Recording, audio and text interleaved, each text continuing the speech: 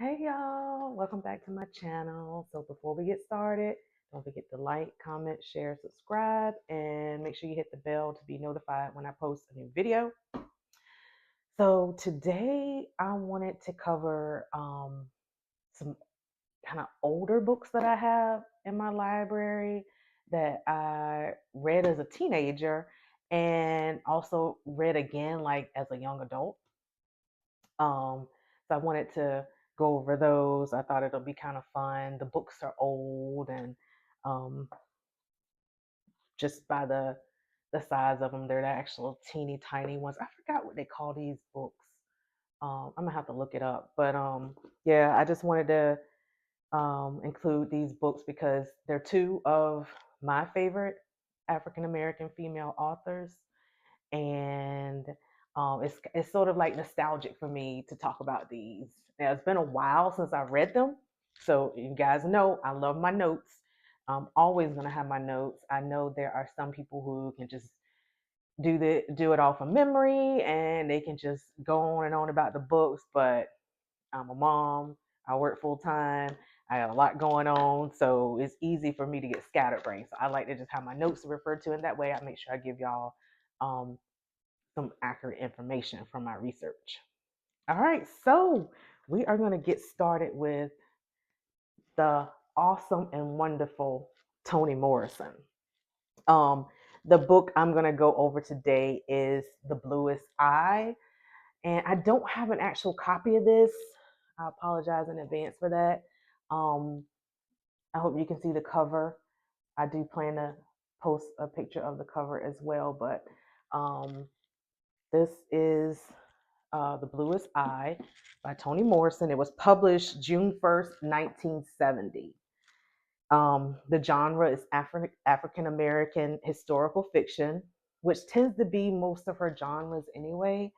Um, and on Goodreads, this got a 4.13 stars out of 5. I give it a 5 out of 5. Um, but that's a pretty good high score. I do remember, like, when I first started reading her books as a teenager, I used to think um, that they were kind of hard to read at the time. And I was like, gosh, I'm just not grasping it. But the more I read her material, I caught on. And just a little fun fact about me is when I was younger, I really struggled with comprehending what I read. Like I would sit and read and I couldn't tell you anything about what I read. And it was such a struggle for me. Um, but how I fixed that and came out of that is that I just started reading. So I remember um, one day I went to my library in elementary school and I saw this book. I picked it up based on the cover. I know, don't judge a book by its cover, but I totally do. If the cover is nice, I'm going to at least read the back and see if it's something I can get into. But I went to the library and I saw this book and I just liked the cover. It was called um, The Doll in the Garden. And it just had like this doll on it. And y'all know I love horror and scary things. And it had this doll on it. And she looked like she was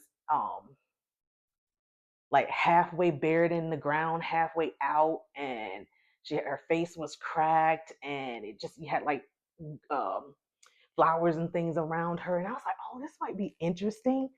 I picked it up. I read it cover to cover, no problems, understood exactly what I was reading. And after that, the rest was history. I was reading, I had no more issues reading and comprehending after that. So I don't know, I just felt compelled to share that. But yeah, that's the book. That is the book. If we're going to take it way back, that is the book that got me started with reading. But okay, back to Miss Toni Morrison, The Bluest Eye. So I, my question I want to ask is, have you all ever seen Toni Morrison like in an interview or doing an interview? I mean, the way she would speak was just so eloquent, and it's like you just couldn't take your eyes off her. Just very regal, beautiful, intelligent black woman, and I was like, oh my gosh, that's the way she talks and carries herself with such confidence when she speaks. I was like, that's how I want to be. So that's why I wanted to bring up her book. So back to the book, The Bluest Eye.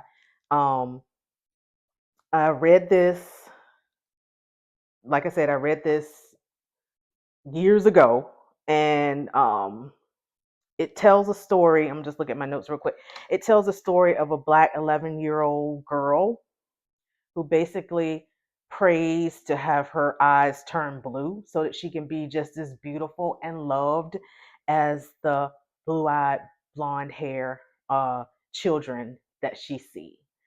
And it just it just really dives into racism, self-hate, um, insecurities, the cruelty of society, and I think it's just beautifully written. I would highly recommend it for anybody. I don't know if they read this book in schools or not, but that one would definitely be a good one and would lead to like some good lessons and talking points for students, I think. But that's just my opinion.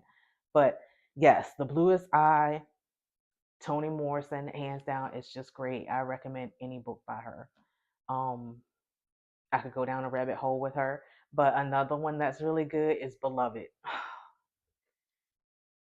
Um, but yeah, check it out. There's also a movie adaptation for that one too, which I thought was like Beloved to me gave me like little scary, creepy vibes. But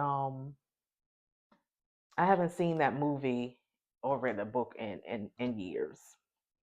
So that's the Toni Morrison one. The next one I want to talk about. Look at this little cute little book and look how old it is. Just look at the color of the pages. Oh my gosh. This is Terry McMillan, Waiting to Exhale. I mean, we've all heard of this one. Y'all, I read this one as a teenager. I never forget it. My sister and I had this book. My sister read it first, and when she was done with it, she let me read it, and we were all in. You hear me? We were all in. Just well written, fun, just a beautiful story. So this one was published January 1st, 1987. Wait, I'm sorry. This one was published May 28th, 1992. The genre is African American fiction and romance, and this one got 3.99 stars out of 5 on Goodreads. I give it a 5 out of 5 all day. I mean, look, like I said, I haven't read this in a while, but I would literally sit here and read this again. But look, I would definitely need my readers for this because the print is so tiny. Because this book is so tiny, but I absolutely enjoyed it. This is a story of friendship between 4 African American women who basically lean on each other while waiting to exhale, which means they're like waiting for that man to take their breath away. Um, like I said, I read this as a teen and again as an adult. I loved it. We follow 4 women in this book: Savannah, who was played by Whitney in the movie adaptation, and Bernadine, who was played by Angela Bassett, Robin, who was played by Leela Rashawn, and we also follow Gloria, who was played by Loretta Devine. They're all successful women who are just dealing with issues ranging from low self esteem, being a single parent, issues with relationships with men. I just like how the friends leaned on each other and supported each other through it all. It was just very impactful to see Black women be supportive to each other and lean on each other during hard times. It was just awesome. I would highly recommend this one. I mean, I would even go back and read this myself just as a palate cleanser. Sometimes with reading um, quite a bit of horror and a lot of thrillers, sometimes I do kind of lean towards like romance type books to kind of like reset my mind and then go back to my favorite genres, which are horrors and thrillers. The next book I want to talk about is also by Terry McMillan, Mama, which is just in time. It's just ironic. I wanted to talk about older books, and Mama's definitely going to be in that list. And Mother's Day is around the corner, and this one is also very impactful. Um, this was published January 1st, 1987. The genre is African American fiction, contemporary, and contemporary is basically literature um, that is written for that present time and day, basically exploring like modern themes within that present time and day. Um, and this got 4.22 stars out of 5 on Goodreads. Like I said, read this again as a teen and read it again as an adult. Just to give you like a brief synopsis on what this is about. Mildred Peacock is a tough, funny, feisty heroine of a mama, a survivor who'll do anything to keep her family together. In Mildred's world, men come and go as quickly as her paychecks, but her 5 children are her dream, her hopes, and her future.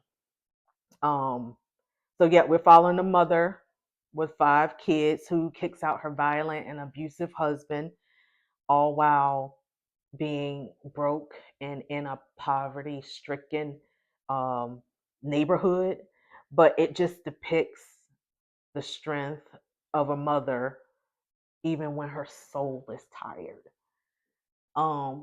And that resonates with me. I mean, with moms, we do give a lot of ourselves, for the benefit of our children and our families, and we do it lovingly and willingly. Of course, we enjoy it, but sometimes it can be tiring at times, and sometimes we may feel like we're last, but we do it out of love and unconditional love, and we genuinely enjoy and love our kids for it. So when you think about Mildred in this book, I see a brave, strong Black mother. That's what I see. Um, just real life experiences in this book, societal concerns. Um, I just think it's an awesome read. Like I said, it's very impactful, and I would highly recommend it to anyone. Um, so yeah, that's that. And like I said, with Mother's Day around the corner, um, I just want to tell my mom Happy Mother's Day. Thank you for always being there for me. I appreciate everything you've done. You're like my biggest supporter in anything that I do. And you know that I love you so very much. You even supporting this channel means so much, and all of my subscribers supporting this channel means so much. Big special Happy Mother's Day to my sister as well. Words cannot explain how much you mean to me, and I think you're just an awesome, awesome, beautiful mom. So, yeah, and Happy Mother's Day to all the wonderful moms out there. Thank you guys so much for subscribing and taking the time to watch my channel. I just do appreciate it. Um, like I said, this is something fun for me to do and just get a chance to talk to you guys and tell you what I think about the books that I read and just share my thoughts with you. And I just appreciate you taking the time out of your day to watch me. So thank you and have a good night. Bye.